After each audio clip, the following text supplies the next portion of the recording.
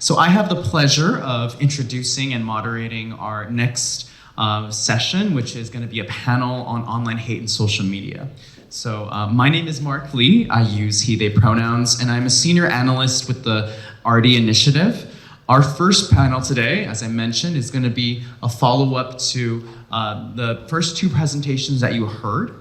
And we're really excited to have a diverse group of panelists to shed light on how these issues are impacting residents and young people in LA County, as well as county departments that serve them. On the very left, we have Jessica Brown. She serves as the LGBTQ+ program manager at the County of Los Angeles Department of Children and Family Services. Jessica supports all LGBTQ+ youth and their families in the county's foster care system, including connections to wraparound services in partnership with various county departments and community-based organizations. Welcome, Jessica. Our next panelist is Anne Tremblay, who serves as a constitutional policing advisor with the LA County Sheriff's Department Office of Constitutional Policing, where she advances efforts to ensure accountability, compliance, and transparency across departmental operations. The office leads the development and implementation of department-wide hate crime policies, ensuring compliance with California Department of Justice standards, and also convenes an annual hate crimes forum, bringing together law enforcement and community partners to share data, strengthen coordination, and improve responses to hate incidents.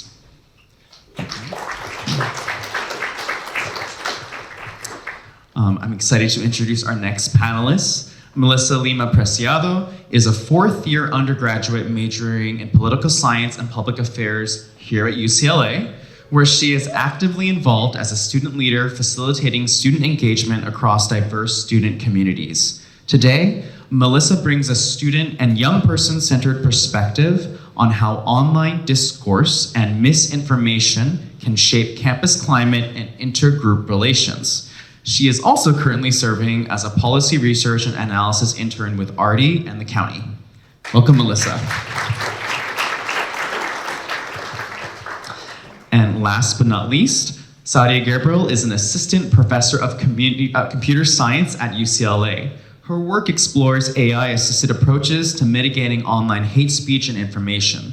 She previously was an NYU Data Science Faculty Fellow and MIT CSAIL postdoctoral fellow. She received her PhD from the University of Washington. Welcome, Sadia.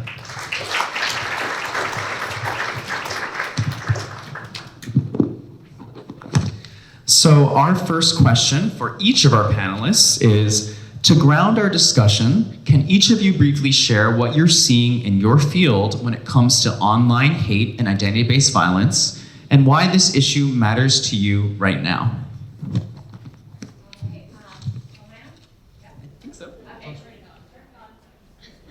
Turn it green. There you go. Green! All right, hi, I'm Jessica, she, her pronouns, and I think one of the things that I'm constantly reminded of when we talk about online hate is that it doesn't stay online. When we're talking about, I work very closely with our LGBTQ+ foster youth, young folks that are involved in the child welfare system and in the community in general. The online hate, they're experiencing it not only when they're online, when they turn that computer off or turn their phone off, they're experiencing many of those same impacts in their placements with their families and how it shows up in their family dynamics. What's happening at school, whether they feel safe going to the doctor, whether they feel safe showing up at school every day. And there's so many questions that our young folks have to answer about what they're able to tolerate at any given time. And I think it's important for us, we talk at DCFS a lot about some of the behavioral demonstrations that kids might have, especially our LGBTQ kids. That they're disruptive, that they're acting out, that they're not following curfew. But what we're really seeing is a trauma response to being told every day, you're not worthwhile. Your dignity is up for debate. Whether or not you deserve healthcare should be the source of a public discussion. And when our kids receive these messages every single day, No wonder our young folks are having difficulty sitting still in class, that maybe they want to go find that connection a little bit later out with their friends in the evening and miss that curfew, that they're staying on their phones maybe a little bit longer because they did find someone to connect with. And I feel like a lot of times when we talk about data for marginalized populations, we say, oh, our kids are having worse experiences. And the answer is yes, they are having worse experiences, but not because there's something wrong with our kids, because there's something wrong with our overall systems, with whether our systems see our kids. Do we bother asking their affirmed names? Do we use the correct pronouns when we talk to them?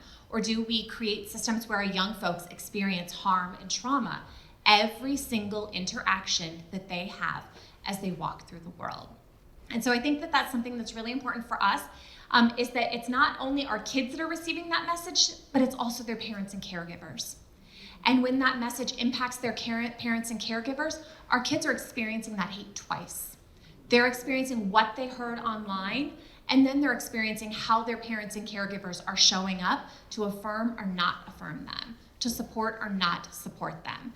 And so when our kids are looking for belonging, when they're looking for community, we tell them, go find your parents, go find your schools, go find your communities, and they go and experience that harm again.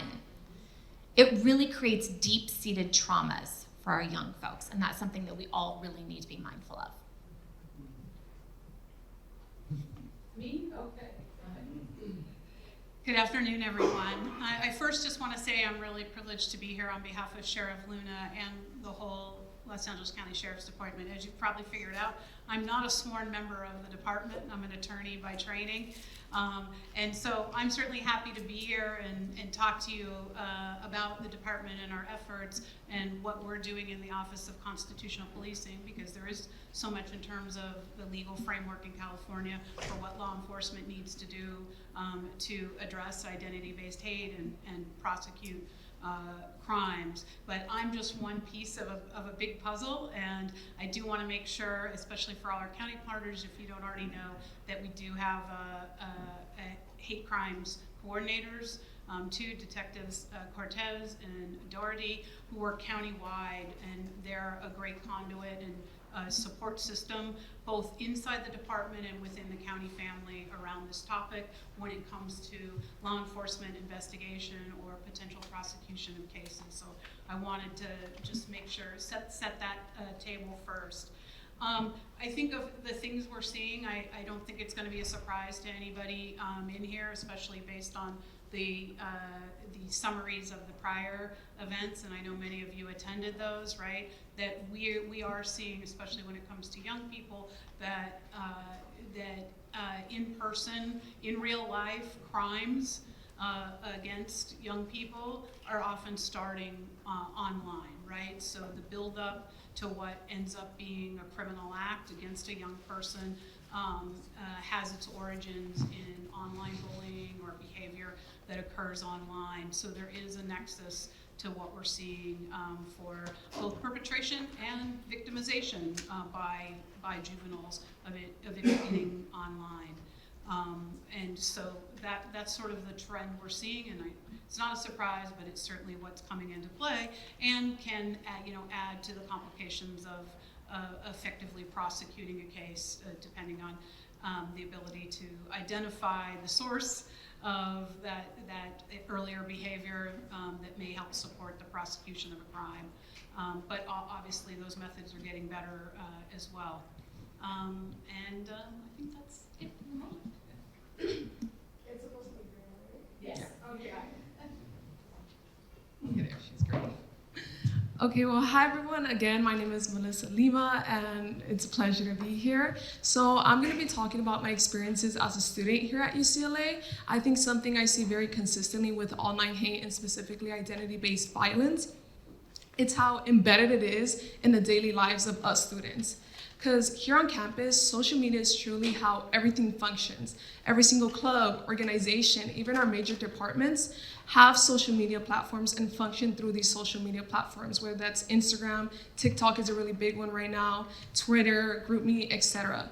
And with this high visibility comes a lot of targeted attacks towards us students. And I'm not just genuinely speaking about like negative comments that are floating around online, but actual targeted attacks. We get comments, messages that are targeting specifically our identities, whether that's our race, our gender, our sexuality, or making fun of the things that we're simply just advocating for. So I think something that I really want to highlight is the normalization that is on campus in terms of this environment. I think people are getting a little too comfortable with spreading so much hate online just solely because it's behind a screen. And unfortunately, I think a lot of students are also becoming accustomed to having to take this hate and seeing it as something that's just part of a daily routine when it shouldn't be that way. And so I think that this is very important to me because I think people need to learn how to distinguish that there's really no separation between the life us students have online as well as offline, because it's very intertwined and it's very embedded like within each other, because the hate and violence that's behind these screens don't stay confined behind the screens, but they find ways to physically infiltrate our communities. And so then this becomes a problem because we see how this affects the way students are participating in organizations, the way we interact with each other, whether or not we feel safe to be on campus, whether we feel safe to even speak up in class, and most importantly, whether we feel safe to continue engaging in advocacy when we have so much hate just going around online and eventually in our physical communities.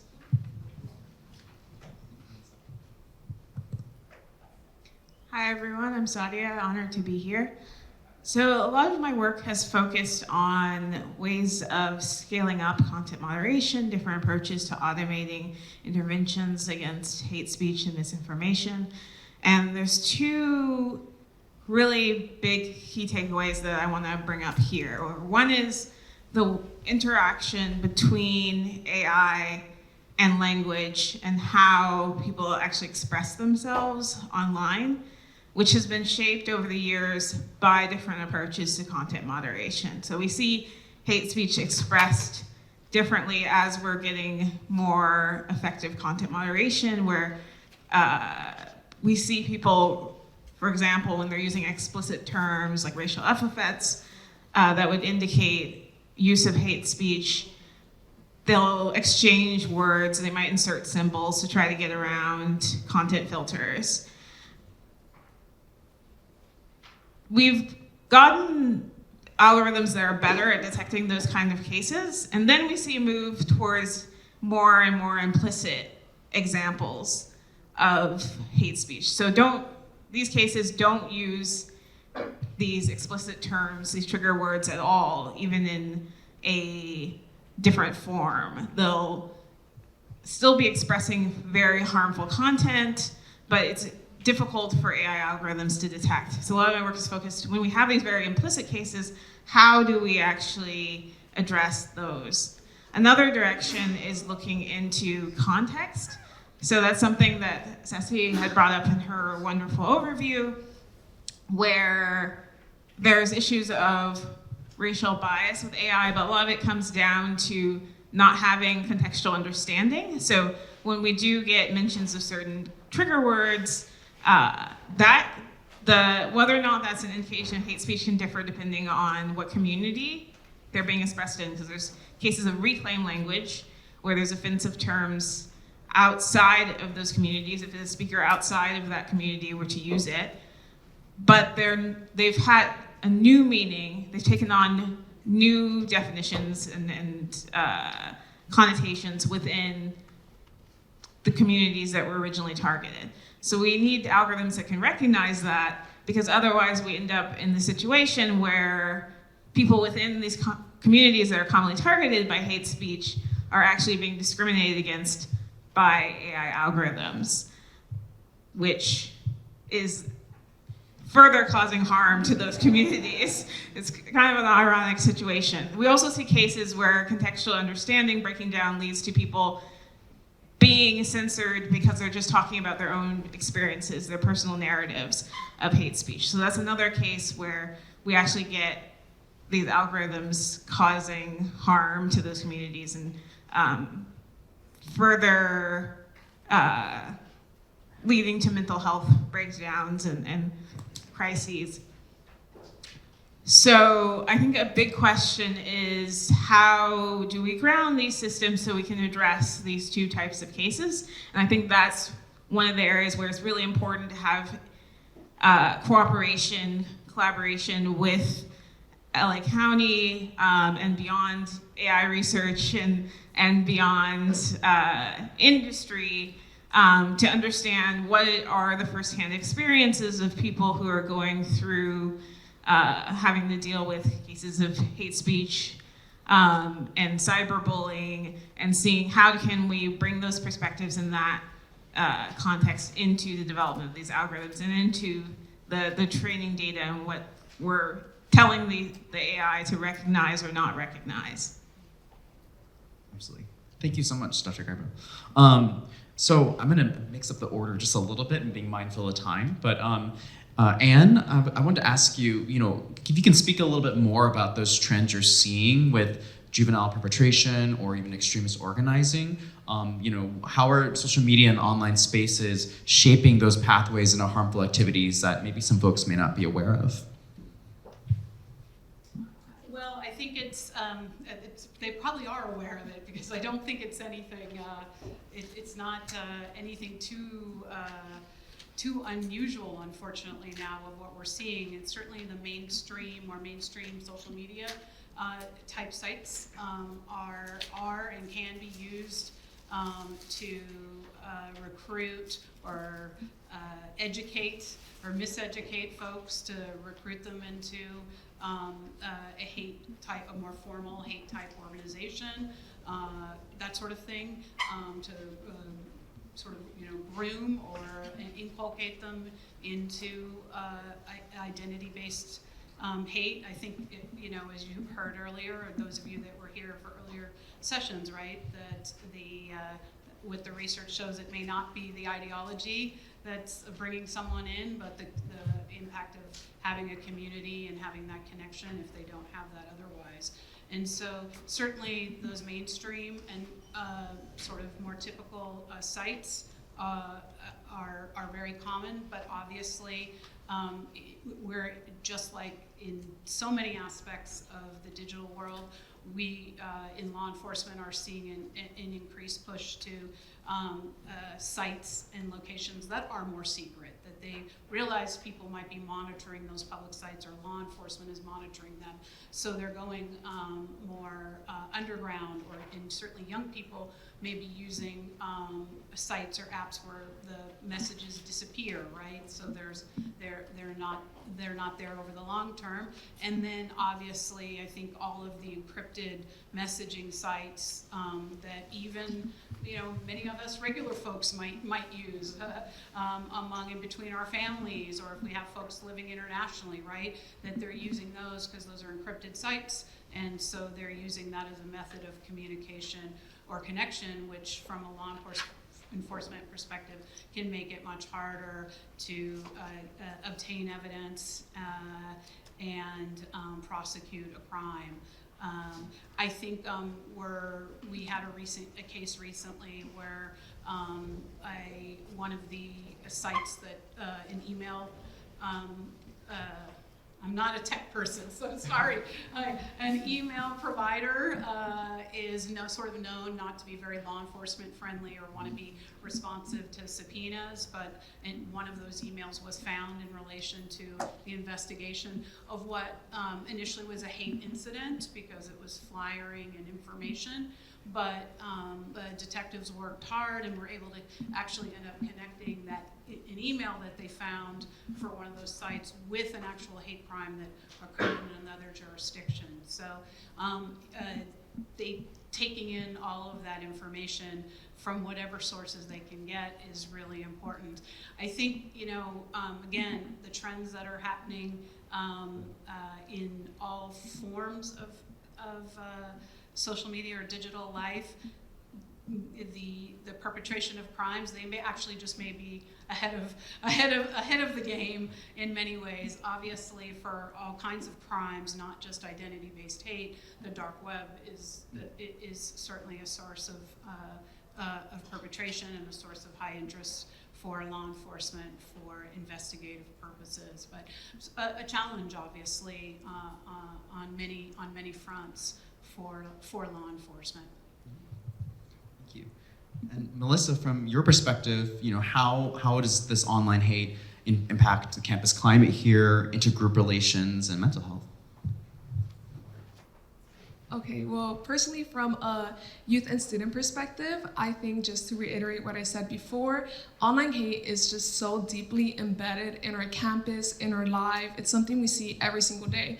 And I think when you think back a bit older generations, their campuses may have felt a little bit more contained and there is that sense of privacy. But our campus nowadays, it's just always feels like it's very exposed to the outside world because of social media.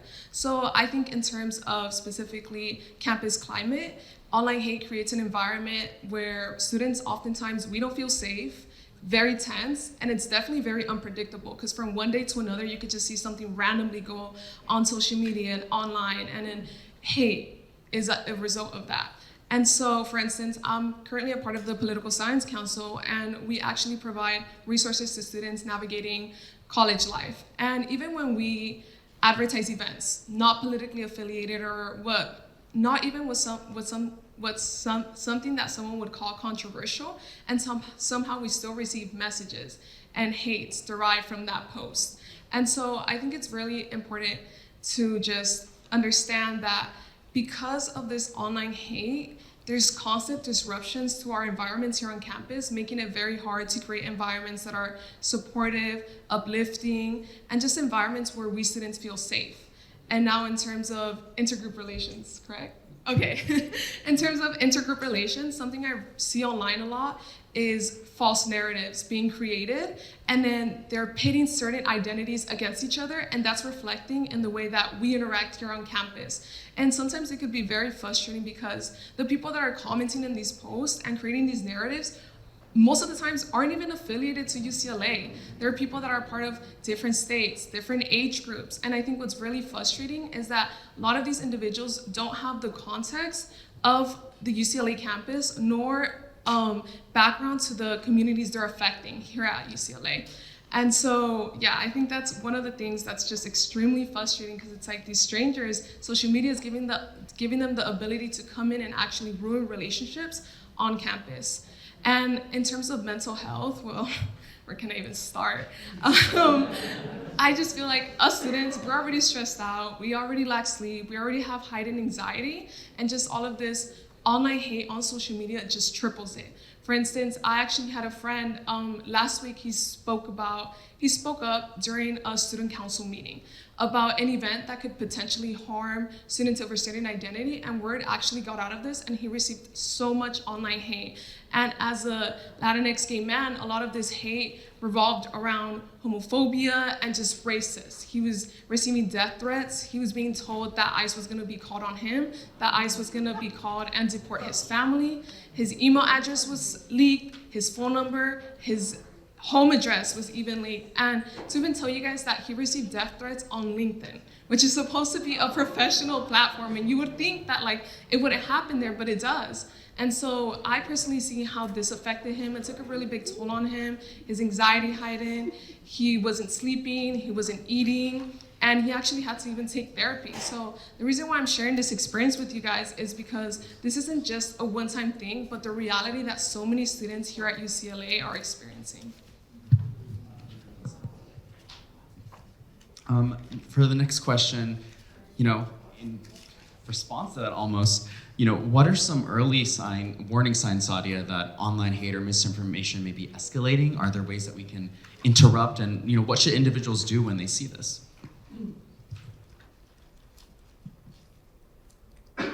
Yes, so this is a great question. I would say that what I'm going to say first relates exactly to the response that we just had, where there's this difference in terms of when we have negative language or very offensive language that's targeting more generally a group versus when it starts to become personal. So most of the work that I've done was focused on more generally identity-based hate, where we see these broad statements being made about groups, but we have seen some examples where it was targeting specific individuals, and I think that that is particularly of a concern because it introduces this familiarity, and there's potential for that person to be directly at risk outside of these digital spaces. So that's definitely something that we want to make sure that we're flagging. I would say, additionally to that, there's this aspect of it being social. So this came up in the overviews where we were talking about how it's not just about an individual's viewpoint. It's not about them necessarily holding hateful ideologies, but when it starts to become a point of camaraderie to be hateful towards specific groups, and that's where we can see there being more coordinated efforts in terms of spreading hate speech, which can lead to escalation.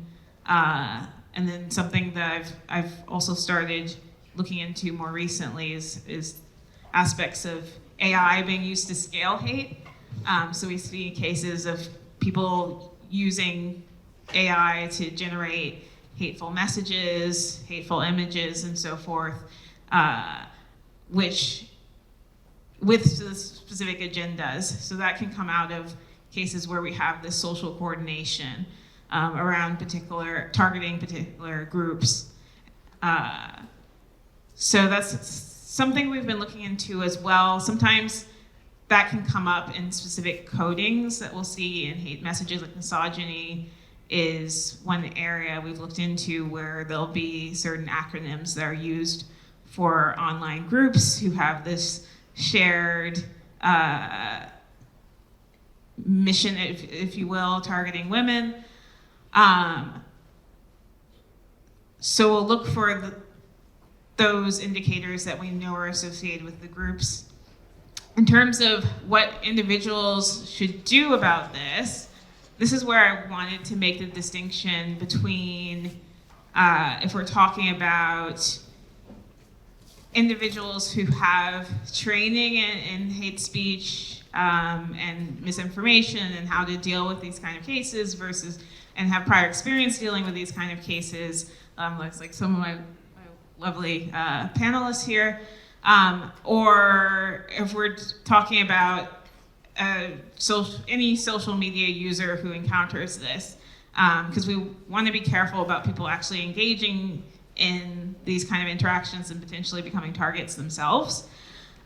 So I think it's important if there's mechanisms in there that are available for reporting this without necessarily revealing your identity, then I would encourage to take action in that way.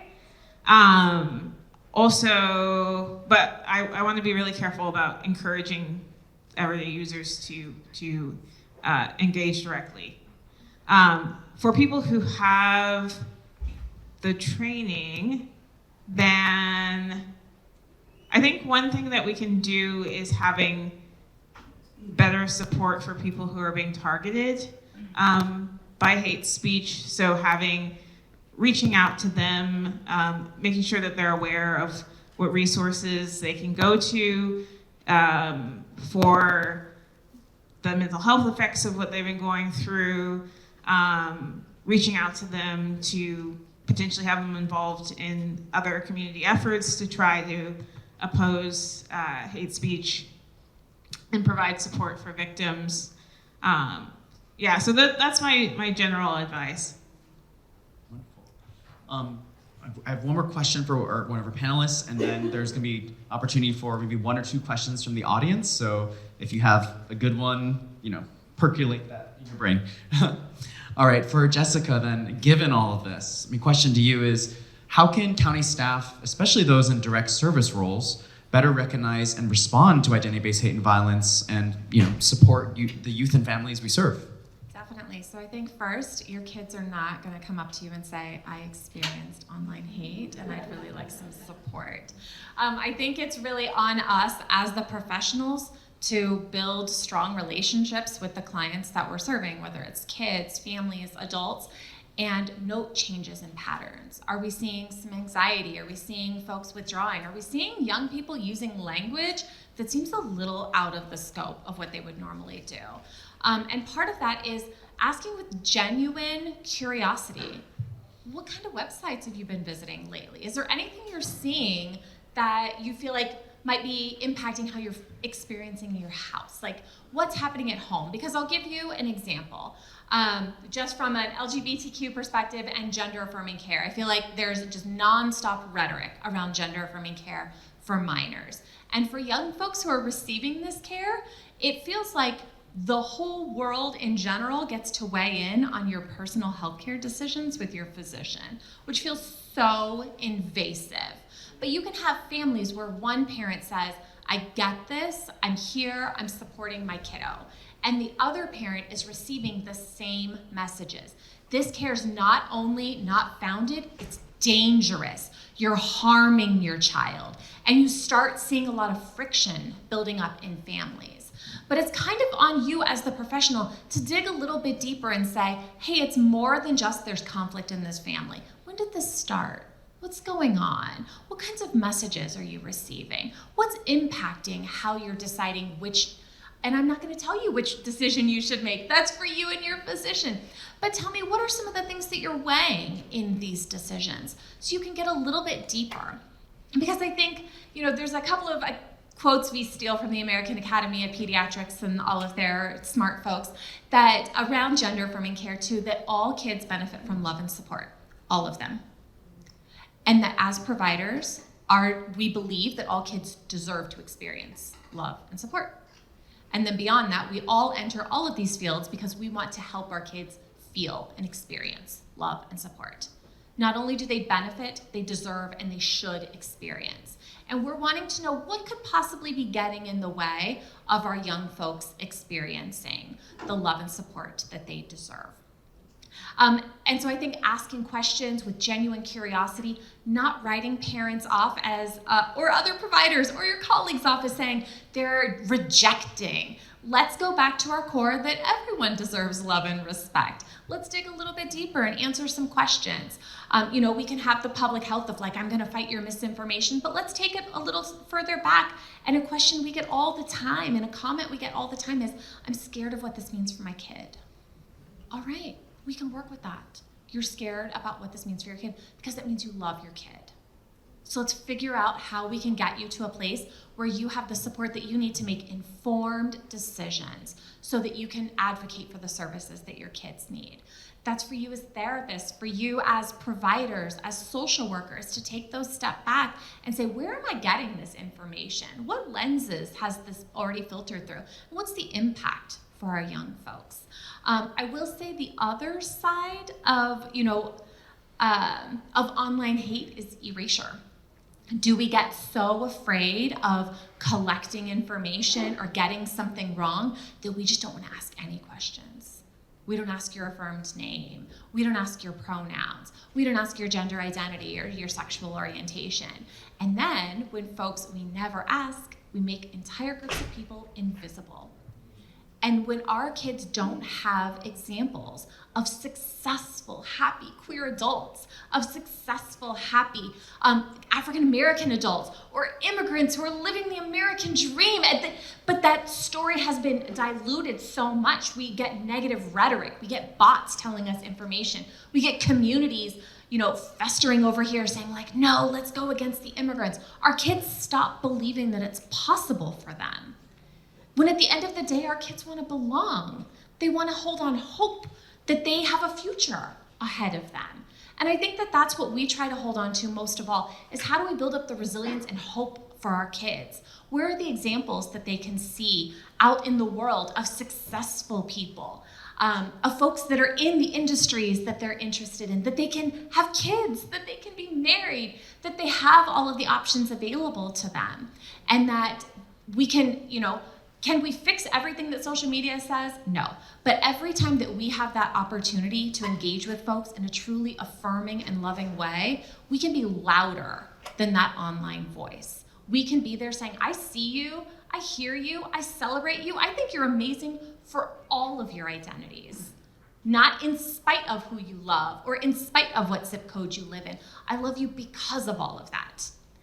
And it's little by little, but it really does make a difference for our young folks, knowing that they have people in their corner who truly believe that they have the ability to be successful, that they can access the healthcare that they need to live authentically, that they can find community with other people who see them and love them as well. Thank you so much, Jessica. I have to say, I think all the kiddos who work with you in the department, they're so lucky to have you. So thank you so much for that. We have a moment for, if there are any questions from the audience. We have a mic going around. I see a hand back there. Someone, is there any hope that we can ever get rid of bots? I've heard of recent attacks in multiple languages, messages of hate, simultaneously coordinated, released. And I know about the physical reality of junk mail. Are we in that world with bots, or will we ever get rid of this kind of hate? Yeah, I can jump on this. So this is a massive issue that we're facing now today, where a lot of social media platforms like X have been overridden by bots.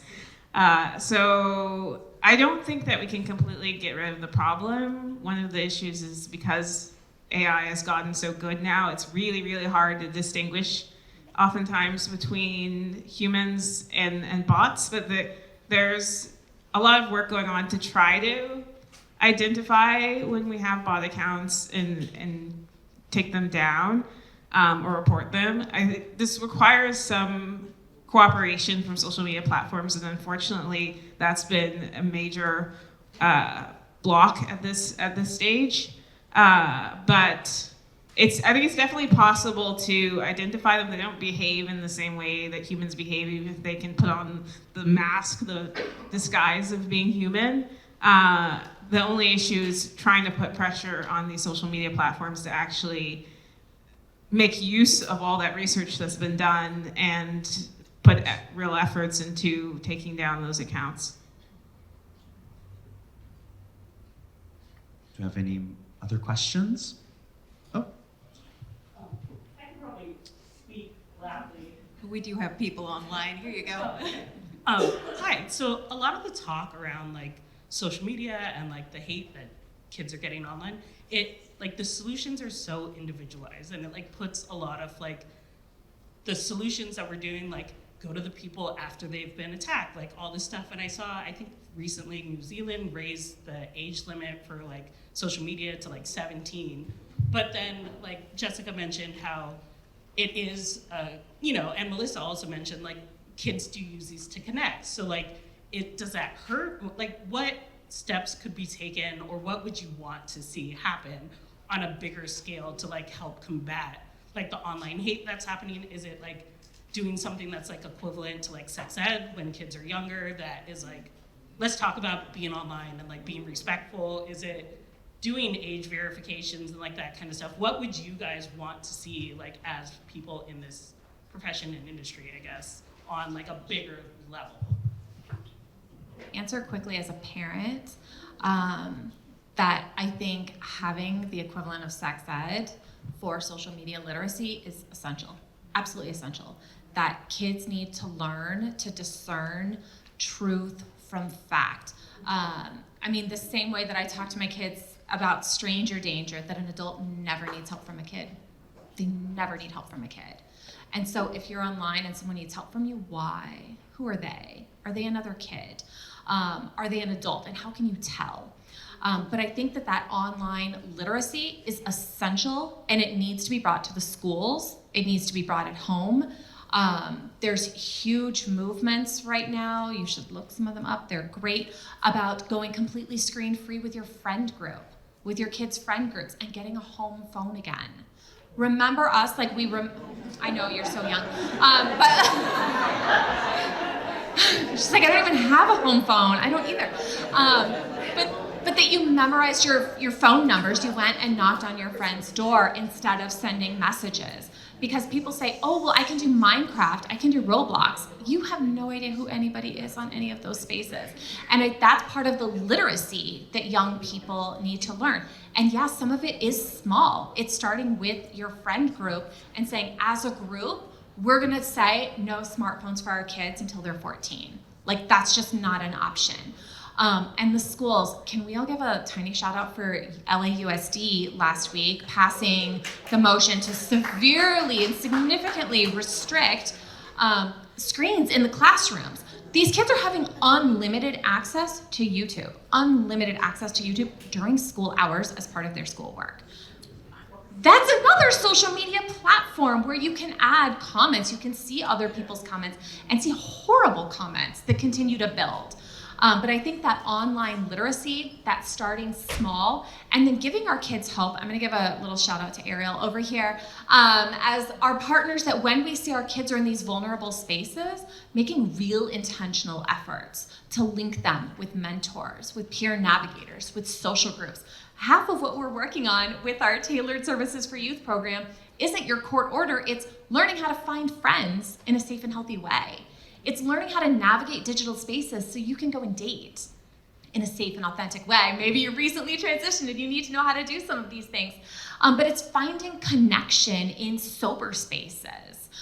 So I think it's all of these different things, is that awareness for all of us in our professional roles when we're seeing kids that are really vulnerable and making that targeted effort. But that small group with your neighborhood, your friend group, with your school, I don't think there's gonna be any one solution. I think it's gonna have to be all of it.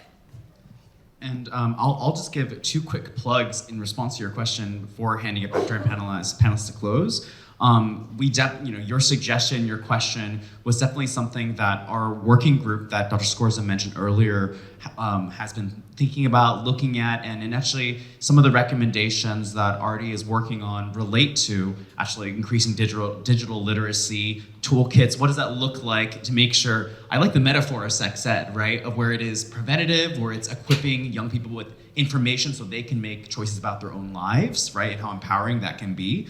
And then the other piece I really want to plug, and we'll share out all the recordings, but actually we did cover a little bit about those type of, not necessarily interventions, but the digital literacy, misinformation literacy. Some of the research presentations did cover this in the sessions. Obviously we flew through them, but I know that Sethi, who presented virtually, has done a lot of research on programs like that, working in community-based forums, right? And same thing with some of the other interventions that I think Josh from the social media presentation had. So we'll reshare that, but definitely encourage folks to check out those trainings if they're interested, because I think we did cover some of these topics of like, what is the way that you can, and I don't want to say interrupt, but it is empower, right? Because as Melissa's pointing out, social media is not going anywhere. It's in the same way, the reason why we have sex ed, right? It's like people need to be able to make decisions about themselves and understand, and we can equip people. And I think that's what some of the most effective interventions that our researchers highlighted. So we'll share those along. So I know, just to close out very quickly, if I get panelists as we're ending here, is there anything else you want this audience to know, maybe in less than 30 seconds, but any final thoughts on any of the topics we covered so far?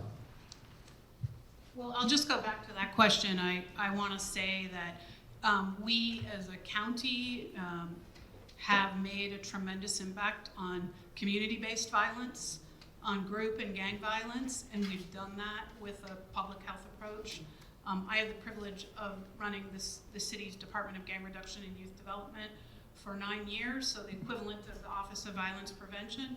And taking that approach, doing it with a community context, a lot of the things that we heard in those presentations, it made a difference. We have reduced gang crime, and that wasn't done just with law enforcement. We didn't arrest our way out of community-based violence. So why can't we, think about some of the lessons learned for when it's criminal activity, that we use those lessons learned to stop the identity-based hate and violence in the same way. and including when it occurs online.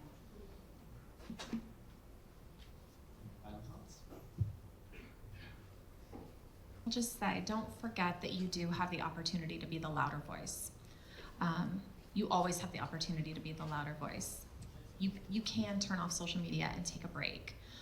You can recognize sometimes when things are bought and when they're not. But that real human connection that you have with folks, it means a lot. It means a lot to our kids. It means a lot to our families, to our communities. To the exact same point about gang violence, it's not just locking everybody up or taking everyone's phones away. It's helping people really feel seen and heard and valued and loved and a sense of belonging in the group.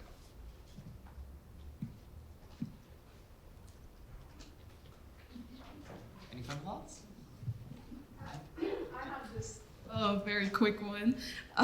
Just coming from a youth perspective, I just want to emphasize to know that for us youth, social media is essential for us. There's of course a lot of negative sides to it, which I kind of went over, but there's a lot of positive sides to it. It's how we communicate with each other, how we show up for each other, how we support each other. So I think it's very essential to not only look at social media as something very negative, but something very positive, and how can we maintain it positive and just kind of scoot out that negative, because like Mark said, social media is not going anywhere. And my generation grew up with social media, and it's just become a very essential part of our lives. So just learning how to navigate with social media positively.